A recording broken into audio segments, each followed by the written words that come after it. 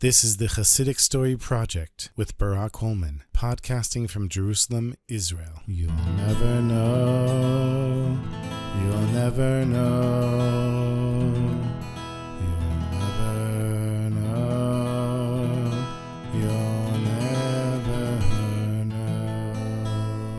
The Heilige Rebbe Elimelech of the Jenks was never really in this world. And in 1786, when he was 69 years old, he was on his deathbed. His son Lazer came to his father and he said, "Tati, you might be leaving this world soon, but right now, you're still physically here, and you need to eat something. You haven't eaten anything in days." Reb Lazer said to his father, "Is there anything I can get you?" And Reb Elimelech, he said, "Yeah, there's only one thing that I really want still in this world. It's a little bit of Makele soup. Can you please go to Makele, the wife of Reb Labele, the water carrier, and ask her for some of her soup, please, for me?" So Reb Lazer says, "No problem." He heads out of the house and starts walking to the poorest section of town, goes all the way out to the edge of town, and finds this run-down house. Reb Labele was a water carrier. He didn't make much money. Their house was made out of wood. The floor was made out of mud. There was a hole in the roof. The windows were broken. The door was unhinged. And Reb Lazer, he shows up and he knocks on the doorpost. Makele, she sees Reb Lazer and she says, "Please come in." And Reb Labele is also there, taking a break from his work. And Reb Labele, he says, "We're so happy to have you, Reb Lazer, the Rebbe's son. What are you doing here?" Reb Lazer, he said, "My father is on his deathbed, and he asked me for one thing. He asked me to bring him some of Malkele's soup."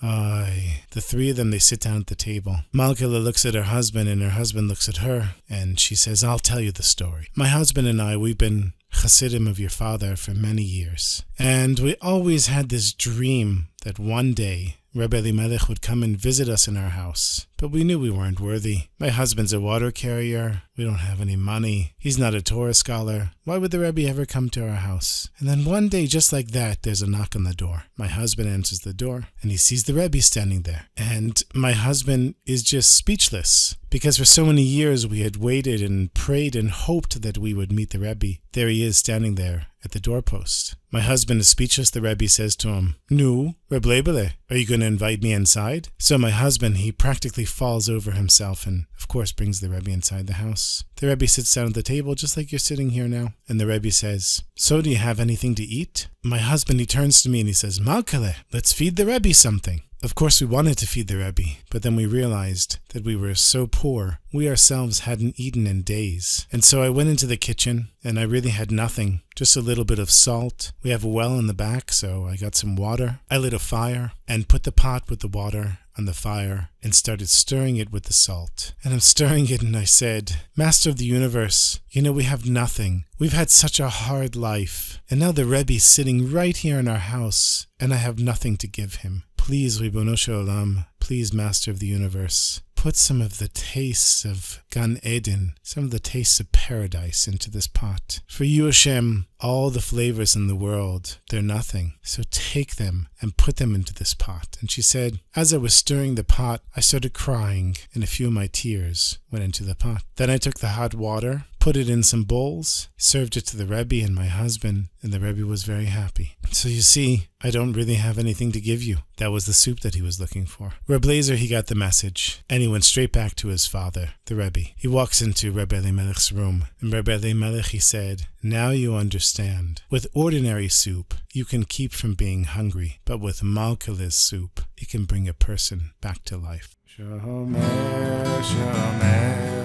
Yisrael, Shemo Sherit Yisrael, Yan Yovan, Yan Yovan Yisrael, Yan Yovan, Yan Yovan Yisrael, Yan Yovan, Yan Yovan, Yan Yovan, Yan Yovan, Shomer, Shomer Yisrael,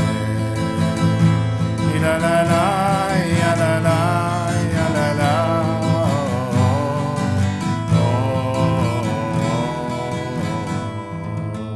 Thank you for listening to this story and being part of the Chassidic Story Project. If you'd like to participate on a deeper level and support this project, you can go to my website at HasidicStory.com, HASIDIC story.com, and there you'll see a link where it says Become a Supporter. When you become a supporter, you help this podcast to continue broadcasting, allowing me to put up new stories every week. And you'll also get access to exclusive stories for patrons only. Please make sure to go to my website. And also, please share this podcast with your friends. Anyone you think that would enjoy it, please share it with them. Thank you.